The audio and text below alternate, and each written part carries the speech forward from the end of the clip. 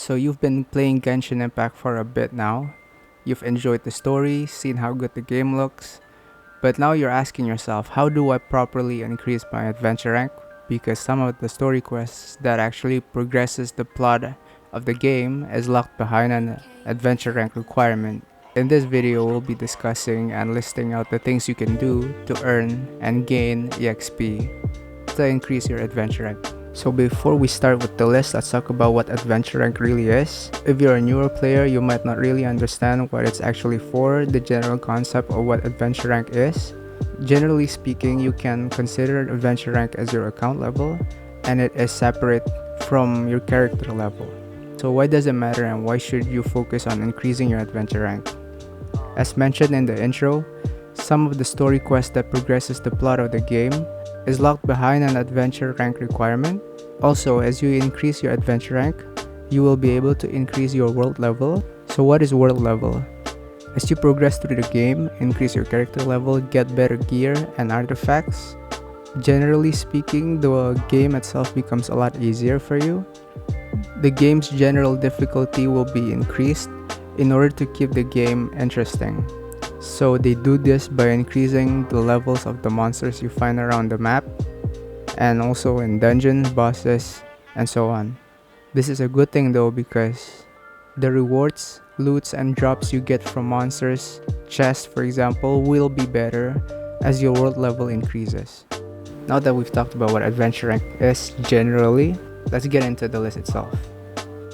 If you want the simple answer, practically anything and everything that you do in this game will earn you EXP to increase your adventure rank.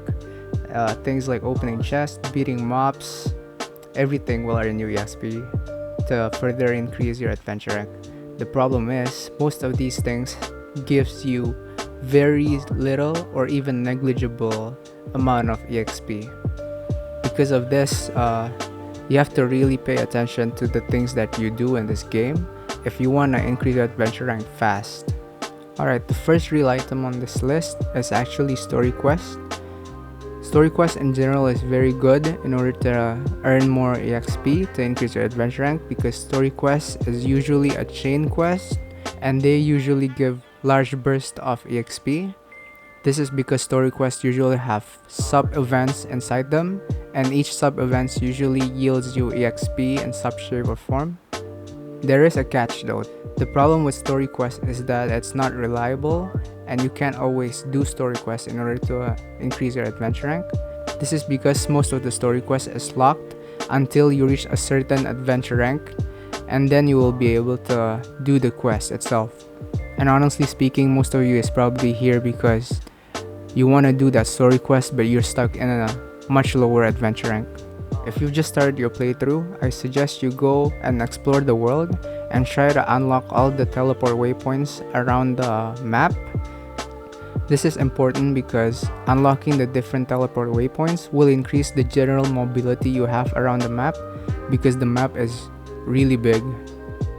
While you're exploring the world map, keep an eye out for Oculus that is spread across the map.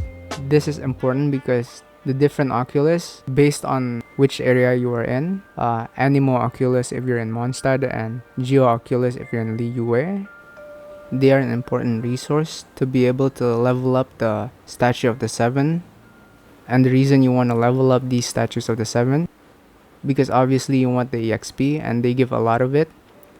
Another reason why you want to level up your Statues of the Seven is because they will increase your stamina bar, and this will make generally exploring the world a lot easier. If you want to find out where all the different Oculuses are in the world map, I suggest you go to your preferred browser and then search for Genshin Impact Interactive Map. There they will show each and every single one of the Oculus and where you can find them. Mark them on your map and then just search highs and low until you find them. If you are able to gather all of the Oculus around the map, this could possibly gives you the most amount of EXP, but it requires a lot of effort to be able to gather all of them, because there are a lot of them.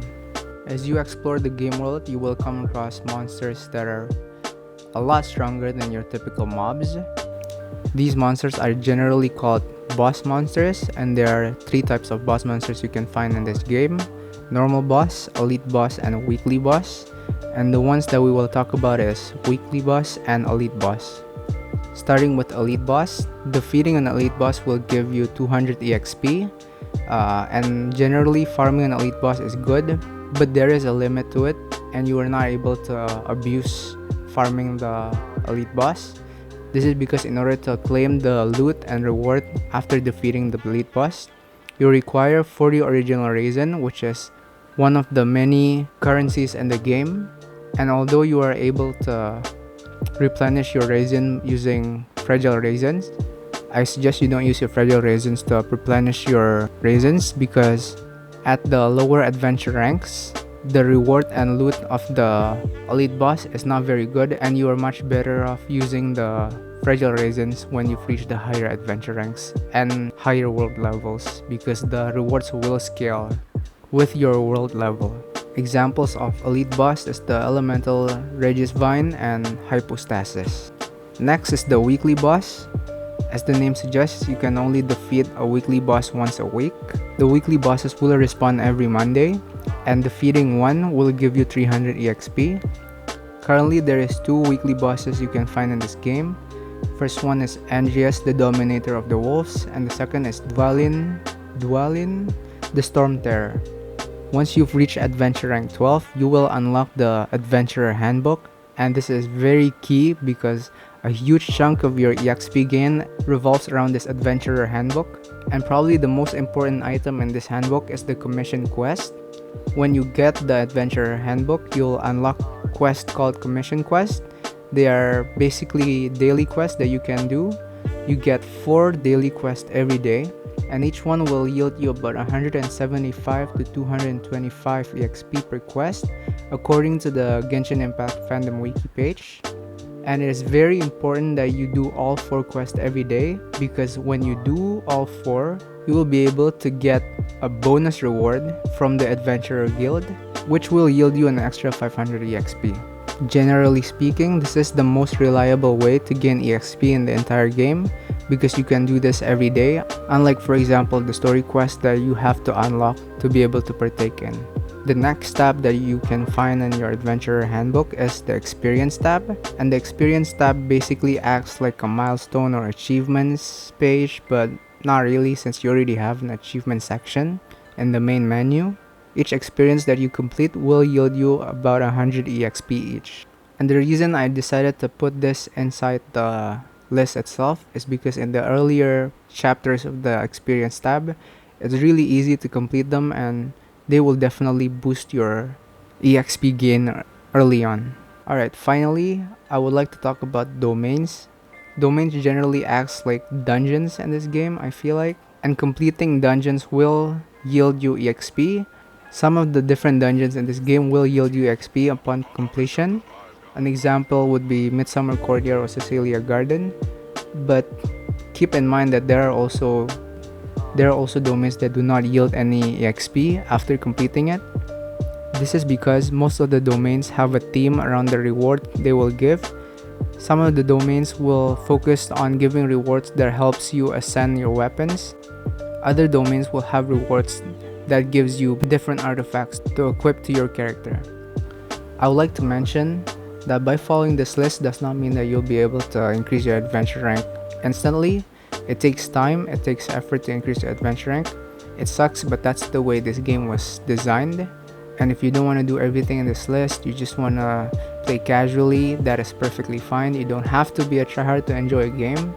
And that's it for this video, I guess. I hope you find this video useful and helpful for you in enjoying this game. And if you like the content that you're seeing here, do leave a like for this video. Comment below if maybe I've missed some things, or you have a different method or way to increase your adventure rank quickly. Share them below. I would like to hear from you. If you really like the video and you want to see more videos from me, do hit the subscribe button. And yeah, thank you for watching this video. See you all in the next video, I guess. Bye!